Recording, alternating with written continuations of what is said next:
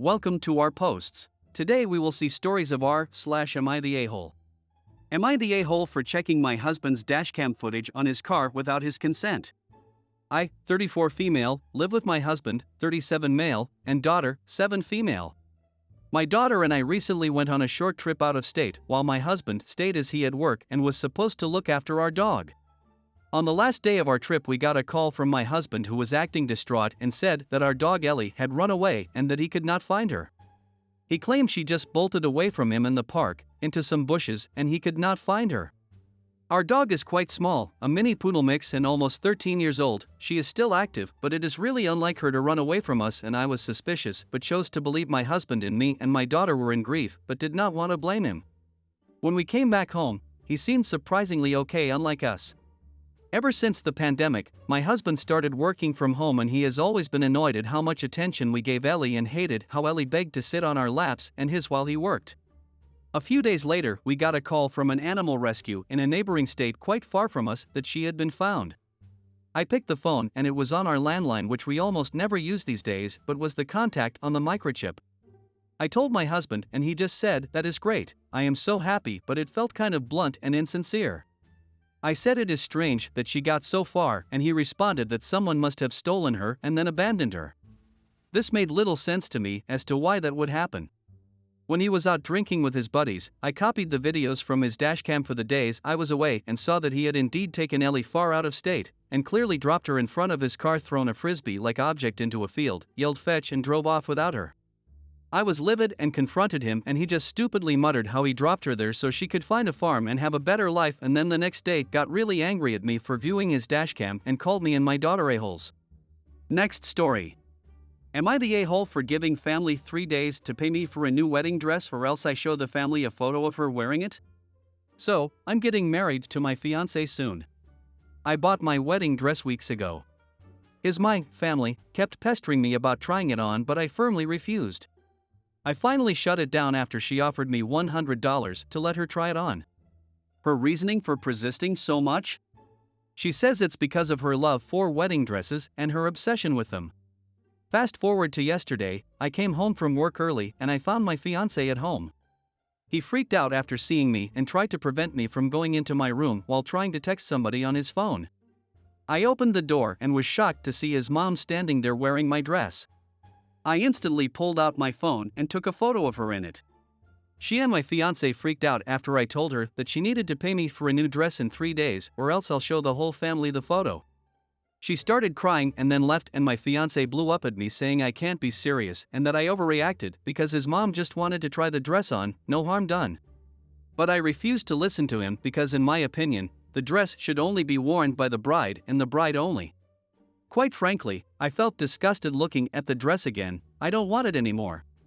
And so I think it's fair that she pays me after she ruined it for me. He yelled at me and told me to wake up and stop treating his mom like that, as if she was an enemy.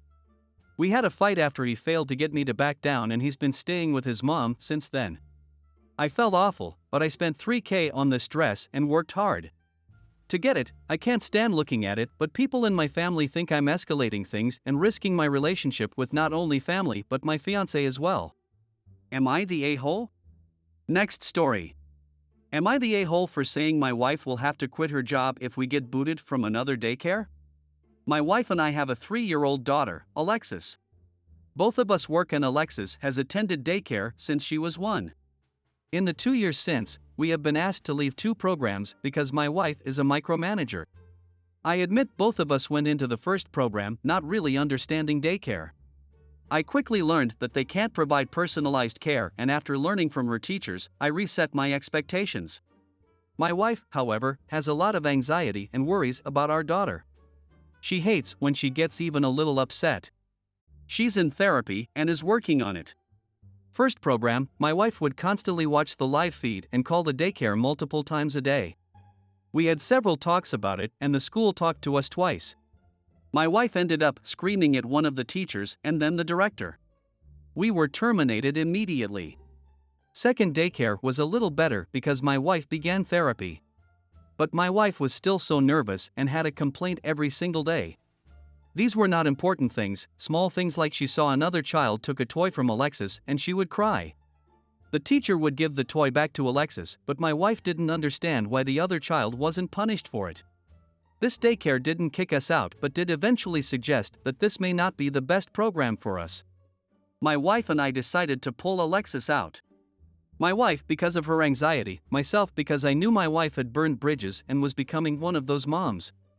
We chose a smaller home daycare this time as we couldn't afford another center. The woman who owns it is very nice but also firm. She stands by her boundaries and won't let my wife break any rules, whereas the centers were definitely more accommodating. My wife would take any inch she got. This time, she doesn't get that opportunity. I thought all was well as the owner only speaks to my wife for the most part. Then, I get put in a group text saying my wife has been bombarding the owner with texts every day, despite the owner saying she will text her at lunch when things are settled. She said at this point, she will only be responding at specific times of the day and not looking the rest.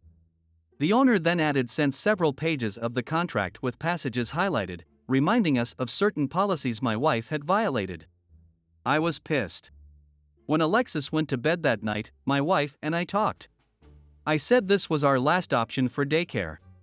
The other centers are too expensive and this was the only home daycare in the area that we like. A nanny is not in our budget. My wife made a million excuses, including that it's not her fault she's anxious. I said if we are asked to leave this program too, my wife will be the one quitting her job to watch Alexis, not me. This upset my wife. I pointed out I've spoken to her kindly about this plenty of times. I encourage her to keep up her therapy. But she can't keep getting us kicked out of programs. My wife is now not speaking to me. Am I the a-hole? Next story. Am I the a-hole for ordering a giant steak against my mother-in-law while actually eating it and refusing to cover the entire bill? I, 27 female, have been together with my husband Nate for over 10 years and married for 4. I don't have the best relationship with my mother-in-law as she always seemed to police what I eat.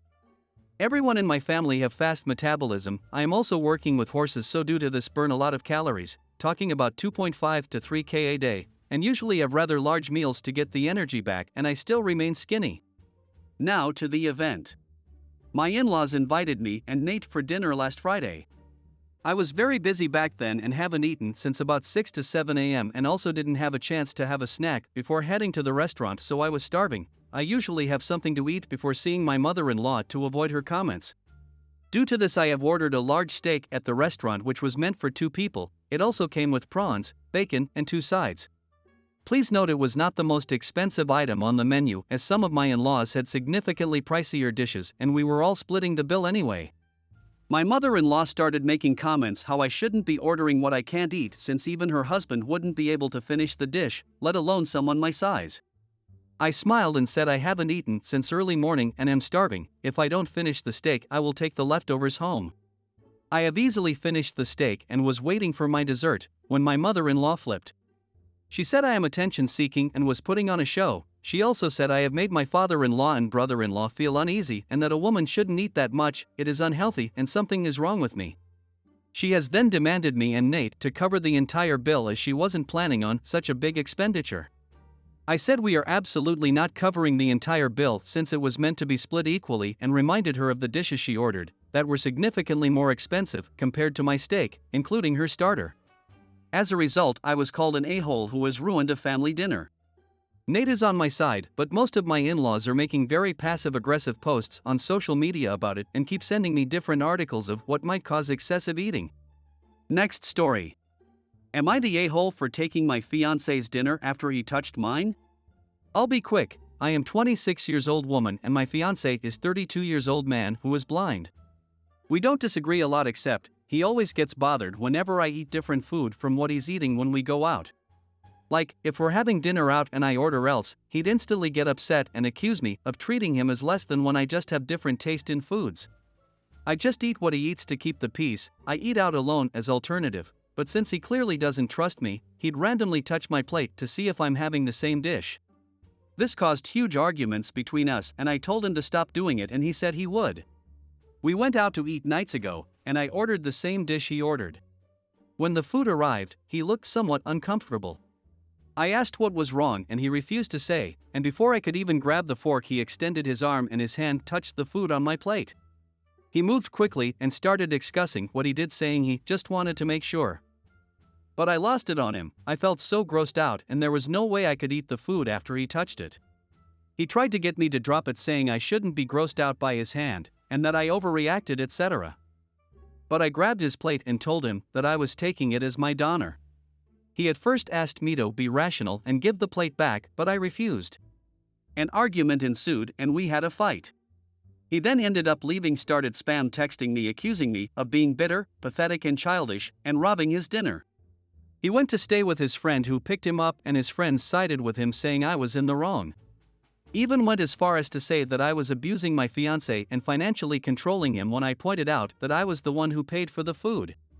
The problem is magnified now with him wanting an apology and me refusing to give him one. My parents think I should have more patience and that this is just typical love spats between us, but I'm not sure. Was I the a-hole with how I handled this? Next story. Am I the a-hole because I got my daughter a $80 dress? My family just got back from a week-long cruise, and there is still some tension about this. My wife and I took our 20-year-old son, 16-year-old daughter, 13-year-old son, and 7-year-old son.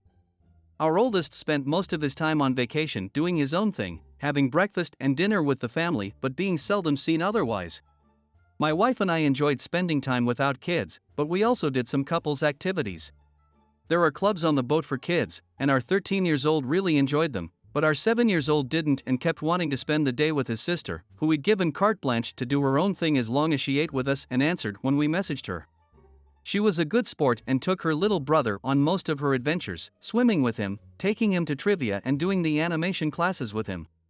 I felt like this was very sweet of her and showed a great deal of maturity. The second to last day of the cruise, I took her to the gift shop and told her to pick out whatever she wanted as thanks for looking after her brother. She was very excited and ended up picking out a dress. The dress was $80. She wore it to dinner that night, and when she told her mom I bought it for her, my wife gave me a weird look. After dinner, she asked me why the hell I did that. I explained that it was a reward for looking after her brother. She said we can't buy an $80 dress for our daughter and nothing for our sons. I said we didn't get them nothing, we took them on a cruise. My wife said I'm an idiot. I don't think so. We got some trinkets for the younger boys, about $20 worth of stuff. My wife thinks I effed up and said I should apologize to the boys. I refuse. We took our adult son on a vacation that cost thousands of dollars. He has no reason to resent his sister being rewarded for being thoughtful. If we got our 7-year-old and 13-year-old a really expensive souvenir, it would probably be lost or broken. She still thinks I was an a-hole though. I hope you guys like this video. If you did, make sure like, comment, share and subscribe the channel or posts.